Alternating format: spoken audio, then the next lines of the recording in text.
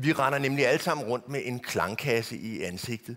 Det, som jeg også kalder for mundhulen. Lad mig se, hvad sådan en kan gøre.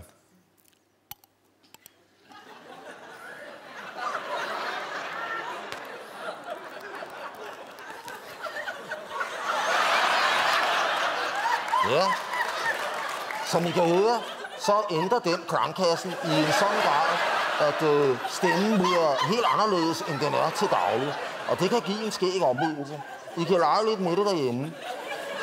Man kan også synge en sang og se, hvad den kan gøre med musikken. Smile on the heart is open. Smile on the heart is breaking. Smile on the smile. On the smile, on the smile. Ja, det var en helt anden snak.